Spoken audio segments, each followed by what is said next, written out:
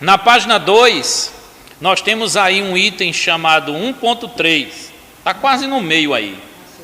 1.3, né? Aí tem Jesus das seitas. A seita, o grupo religioso que se diz cristão, eles dizem que creem em Jesus. Mas que Jesus é que eles creem? Será que é o Jesus que nós cremos? Ou eles inventaram um Jesus? E aí é bom a gente ler essa parte. As seitas distorcem as verdades fundamentais sobre Cristo reveladas na Bíblia. E isso resulta num outro evangelho. Daqui a pouco a gente vai ler Gálatas. E no outro Jesus, 2 Coríntios 11:4, que oferece uma falsa salvação e um falso céu para os seus adébitos. Quase todas essas seitas refutam a Trindade, como a consequente diminuição do Senhor Jesus Cristo, a ressurreição, a salvação pela graça, e contrariam outros princípios bíblicos. Vamos dar um tempo aqui nisso. Se uma igreja ela prega alguma coisa sobre Jesus que reduz ele a apenas um profeta, mas ele não é Deus, ou que ele não foi 100% homem e 100% Deus, ou que ele não experimentou pecado, ou que ele não ressuscitou, ou que ele não nasceu da Virgem Maria, ou que ele não está no céu a interceder por nós e voltará, essa doutrina não é bíblica. Qualquer coisa que foge disso é de procedência mentirosa, é uma heresia. E aí o apóstolo Paulo, ele vai perceber que a igreja da Galácia, que a gente vai perceber no livro de Paulo aos Gálatas, ele percebe que a turma começou bem, mas já estava enveredando por um caminho errado. E ele vai dizer: irmãos, eu não sabia que tão depressa vocês começaram espirituais, mas estão tão carnais. O que é que está acontecendo com vocês? Vamos ver Gálatas 1:6-8, Novo Testamento.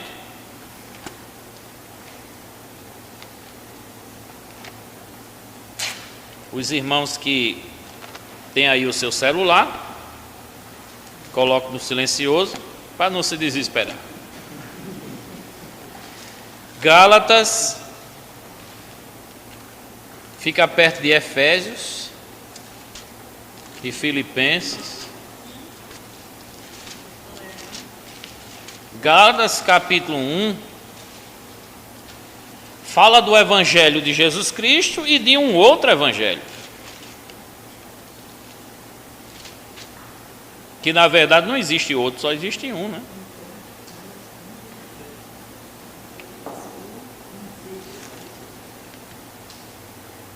Posso ler? Diga amém. Diz assim, ó, Gálatas 1:6. Estou maravilhado de que tão depressa passeis daquele que vos chamou a graça de Cristo para outro evangelho, o qual não é outro, mas há alguns que vos inquietam e querem transtornar o evangelho de Cristo. Mas ainda que nós mesmos ou o anjo do céu vos anuncie outro evangelho, além do que já vos tenho anunciado, seja anátema. Sabe o que é anátema? Maldito. A Bíblia, ela amaldiçoa, ela rejeita, ela abomina qualquer coisa que não seja do jeito que Jesus ensinou. Então este livro aqui, a primeira parte é sobre Jesus e a segunda parte continua sendo sobre Jesus.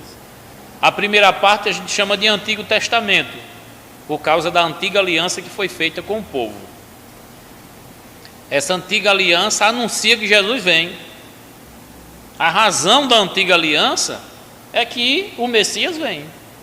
E o Novo Testamento, que significa nova aliança, também é sobre Jesus, só que é a chegada dele. Um anuncia e o outro confirma que chegou. Então são duas testemunhas que confirmam a verdade a respeito do Deus que se fez carne e habitou entre nós. E ele ensinou, ele pregou, ele doutrinou e ele enviou pessoas em seu nome para nos instruir, para nos guiar.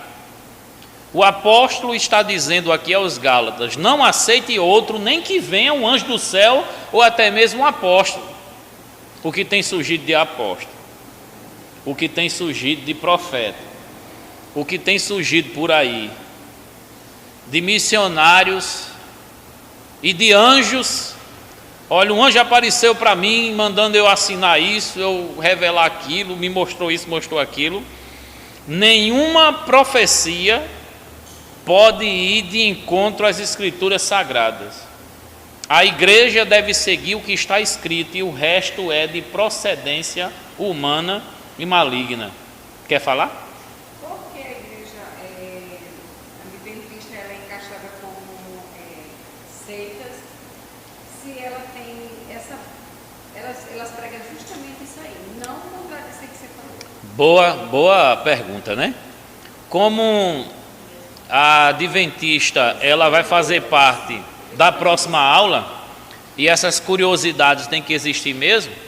A próxima aula a gente vai falar sobre Testemunho de Jeová, Mórmon, Adventista e outros segmentos que a gente pensa que é evangélico, mas não é. Então existe aquilo que eles falam, existe aquilo que deram origem ao que eles falam. Então a gente vai pesar na balança o que eles ensinam, identificar o que é heresia e tomar a decisão se vale a pena ouvi-los ou não. Mas a maioria esmagadora das igrejas evangélicas que estuda seitas e heresias coloca a Adventista do Sétimo Dia dentro do grupo chamado seitas. Minha filha, ela era adventista. Uhum. Eu também. Uhum. Eu acompanho de perto. Ok. E eu vejo, assim, eu não consigo, sou bem sincera no que eu digo assim, eu encontro muito mais heresias dentro dessa igreja, que se diz cristã como a Assembleia, como Betel, que eu faço parte, como Batista, do que na igreja, do que eles querem, porque eu vejo o testemunho que eles dão. Entendi. De vida, de fidelidade a Deus, de compromisso com a palavra, de vida realmente pautada na palavra de Deus, eles têm toda aquela reputação. A gente vê os outros cristãos dando muito mais, fazendo muito mais, piscando, falando muito de besteira, vivendo de todo jeito, porque mesmo os adventistas. Mas a irmã vai se surpreender com essa matéria. Não fica ansiosa, aguente firme. E agora é a primeira aula, né? É. Mas se quiser chamar sua filha para assistir a aula aqui, ela é bem-vinda. E a igreja dela toda. Se quiser. Mas assim, quando a gente analisa o que a Bíblia ensina, nós vamos encontrar pessoas que divergem de opiniões em muitas coisas. Mas existem as verdades essenciais que não se pode negociar. Existem aquelas coisas secundárias que vão dividir, até um pastor pensa diferente do outro, uma igreja pensa diferente de outra, mas isso não compromete para a salvação. Então a gente não vai chamar uma denominação de seita só porque pensa alguma coisa diferente de nós.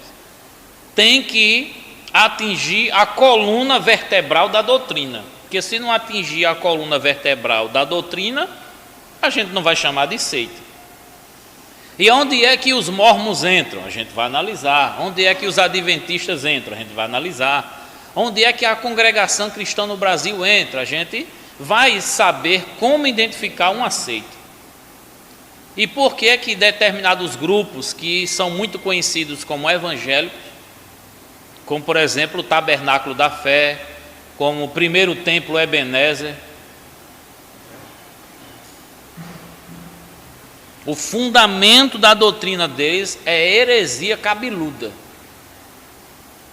Mas aí você chega num culto, vê muito parecido com a sua igreja e diz, não é heresia não. Aqui todo mundo é crente.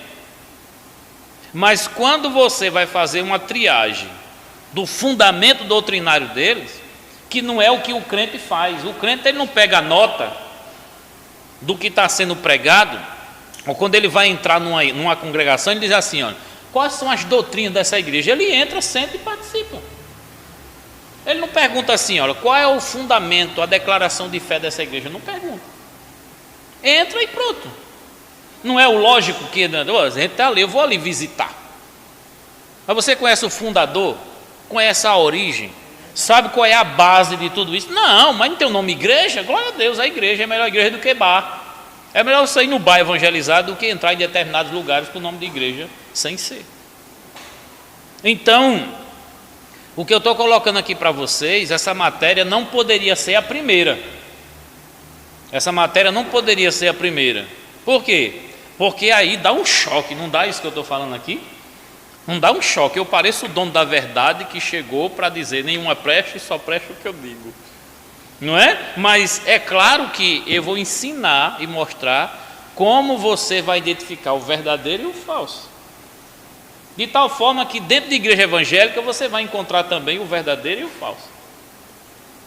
De tal forma que em determinado lugar vai ter gente que diz, olha, eu estou congregando aqui, mas eu não creio desse jeito aí não. Eu estou aqui porque eu gosto do pessoal daqui, já estou acostumado, é coisa de família, mas eu não acredito assim. É possível nós termos gente no nosso meio que não crê do jeito que a gente crê, e do lado de lá também. Estão do lado de lá, mas é como se estivesse do lado de cá. Entende como é? E aí no meio disso tudo tem o Espírito de Deus sondando os corações e sabe quem é de Deus e quem não é. Por isso que no céu nós vamos ter uma surpresa. Qual é a surpresa do céu? Quem a gente pensava que ia, não vai. E quem a gente pensa que vai, não vai. Quem ia, não vai. Quem não ia, vai. Porque nós não temos a capacidade de medir a fé salvífica das pessoas. Acredite no que eu vou lhe dizer. Tem gente que tem fé para ser curado, mas não tem fé para ser salvo. Porque é diferente. Entende o que eu estou dizendo? E aí a gente vai começar a perceber que o que faz a diferença entre o salvo e o perdido é o que a pessoa ama. Se você ama mais a Deus do que o pecado, o céu é seu lugar. Se você ama mais o pecado do que a Deus, o inferno é seu lugar. É só saber o que você ama mais. E tem gente que vem à igreja não por Deus, mas pelo que Deus tem para dar. Então o Deus dessa pessoa não é Jesus, é Mamon. Entende o que eu estou dizendo?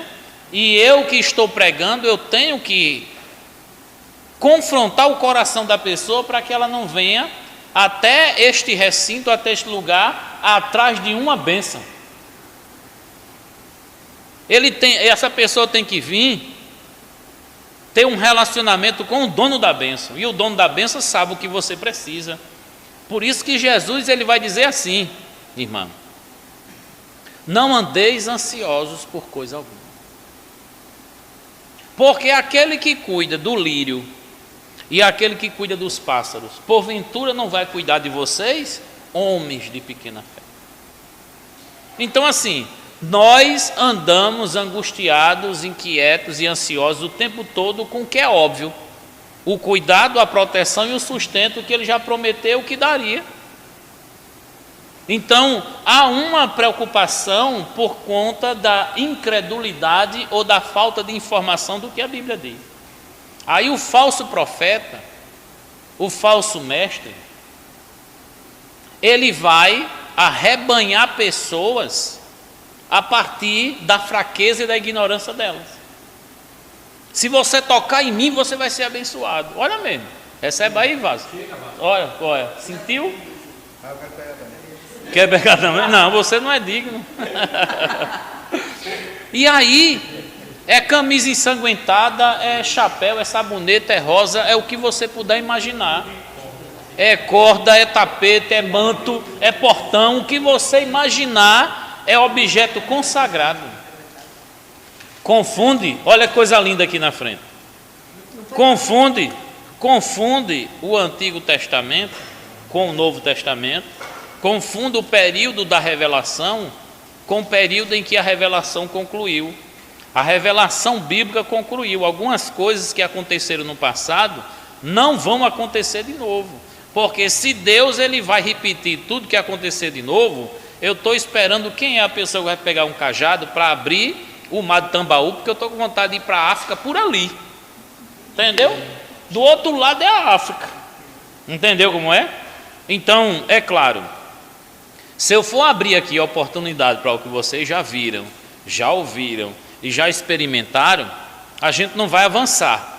Então, assim, existe muita coisa que é cantado, muita coisa que é pregado, muita coisa que está em rádio, em música, em televisão, muita coisa que está em revistinha, que quando a gente vai para a Bíblia, Boris Casoy diria assim: isto é uma vergonha. Sabe quem é o Boris Casoy? Ele diria isso. Minha avó dizia que quando a gente quer pegar uma galinha, a gente não diz show, a gente joga milho. E o que isso tem a ver com a seita? O que isso tem a ver com a seita? Se você é novo em um ambiente, geralmente os líderes daquele ambiente, os que arrebanham, sabem que você é novo lá. E existe o dia em que eles doutrinam, ensinam o que eles pensam lá. Existem os dias que eles lançam a rede para pegar mais adébitos. Então, se eu quero que você chegue e fique, o que é que eu vou dizer? O que o freguês gosta de ouvir. Agora, existem os profetas do óbvio. O que é o profeta do óbvio? A irmã está esperando algo de Deus acontecer na sua vida? Está esperando algo de Deus? Você está esperando? Você está esperando também algo de Deus? Você está esperando também? Você está também? Você está esperando? A irmã Jana não está não. Está não. Ela não quer saber nada de Deus não. O casal aí, estão esperando alguma coisa de Deus? Estão esperando? Não é? O irmão Mateus não está não. Ele não gosta nada de Deus. Ele já está satisfeito, né? Aquela menina também não quer saber. A mãe dela não quer, ela também não quer. E aquele menino também não. Pronto. Aí eu vou e chego aqui no óbvio e digo assim: ó, tem alguém aqui que está esperando algo de Deus. E Deus me disse agora, nesse exato momento, que você que está esperando algo de Deus, Ele vai fazer. E você em breve vai ter uma surpresa. Qual a possibilidade de ser com qualquer um aqui? Todas as possibilidades. E aí, se for o mês que vem, é o breve. Se for em dezembro, é o breve. Se for em janeiro, é o breve. Para onde você for, isso cola. Então é o profeta do óbvio, não é? Agora sim, é claro que quando Paulo estava evangelizando, uma mulher disse, sem nunca ter visto Paulo: este homem é servo do Deus Altíssimo e ele veio aqui pregar a verdade. Paulo é servo do Deus Altíssimo? É.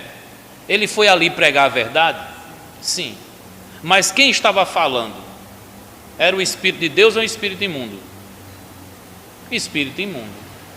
Então você vai chegar em algum lugar e você vai ter lá uns revelamentos, umas visagens e umas profetadas? Vai. Visagem é uma coisa e visão é outra. Revelação é uma coisa, revelamento é outra. Então assim, eu não duvido que Deus opere onde quer e como quer. Mas isso não é garantia de que tudo que é ensinado lá vem de Deus. E a gente tem que vigiar nisso. Por isso que a gente vai para o capítulo 2, como identificar uma seita. Porque uma coisa é dizer que aquele lugar é uma seita, outra coisa é provar. Não é? Eu tenho que provar se é ou se não é. O fato de ter gente inteligente lá, gente que toca e canta de um jeito que chega a arrepiar, isso é confundido com unção de Deus. E nós temos um grupo de crente muito perigoso nos dias de hoje. É como se os milagres, entre aspas, fossem mais importantes do que as doutrinas. Se você vai num lugar e tem assim, ó, terreiro de Jesus Cristo, não tem um nome igreja, mas lá o povo está cantando o hino evangélico, está com Bíblia na mão, o povo está dando a paz do Senhor, e tem gente saindo curado lá, vai encher de crente da IBC, amém? Não, vai não é possível que da IBC vá para lá. Vai, Mateus? Vai, pronto, ele vai. Né? Aí, qual é o ponto-chave? O que eu vejo me interessa mais do que o que eu creio. Isso é perigoso ou não? Isso é uma presa fácil. Aí eu chego num lugar, oriento sobre isso, e tem um monte de gente que diz, esse Gil mas só que eu não sou mais menino, eu tenho que estar pronto para levar pancada em nome da verdade. Mas eu tenho que me preocupar com a sã doutrina, porque esse é o meu chamado, levar as pessoas a não negociar a verdade, a mostrar, seja sóbrio, a mostrar a nota verdadeira, para poder, quando a falsa chegar, dizer, você não é o que eu estou procurando, você não é o que Jesus tem para mim. Tem muitas pessoas que recebem propostas ministeriais, como há 10 anos atrás, muitos pastores aqui que estavam ganhando um salário mínimo, recebeu proposta da ordem muçulmana do Brasil para ganhar 15 mil reais, só para poder começar a implantar o islamismo aqui na Paraíba. Vou dar um exemplo. Não tem um pastor que está na internet, que está começando uma congregação numa comunidade aqui em João Pessoa, parece que é André o nome dele, André Luiz, não é? Conhece esse pastor, André Luiz? Está começando não é? Um templo e tal, não tem isso aí, né? É um pastor aí.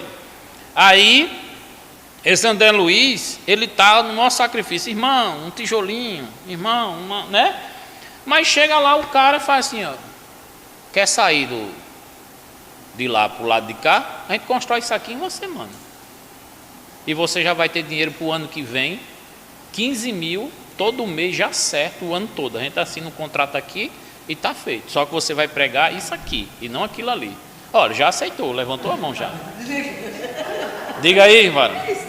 Ele levantou a mão, não se levantar a mão não é aceitar, né? Qual foi?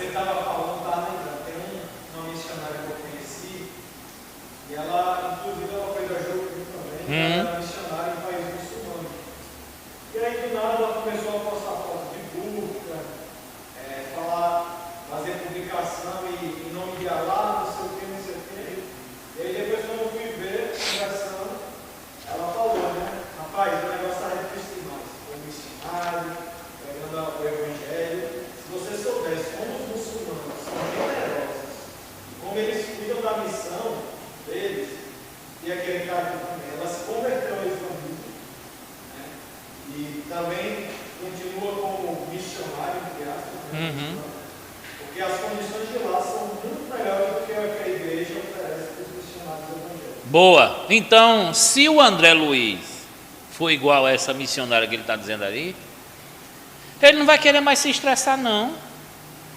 Ele vai querer um conforto. E ele vai ter uma assistência e um acompanhamento de perto de gente que tem para dar e sabe acolher. Então, qual é o ponto-chave? Qual é o ponto-chave? Ser acolhido é o suficiente para dizer a verdade está lá? Não é? Ser sustentado é o suficiente para dizer a verdade está lá? Nós nos apegamos a coisas que estão ligadas mais à religião. E tem muita coisa legal nas religiões, principalmente religiões orientais. Religiões orientais botam no bolso o cristianismo em qualquer lugar, porque é um pessoal generoso que dá o sangue pelo outro. Mas não é isso que salva. O que salva é o evangelho de Cristo. Jesus disse, ninguém vai ao Pai senão por mim. Você não vai ao Pai por causa do Papa. Você não vai ao Pai por causa de Maomé, por causa do Alcorão, por causa de reencarnação e sofrimento de pecado em pecado. Você vai ao céu pelo sacrifício de Cristo e pela verdade de Cristo.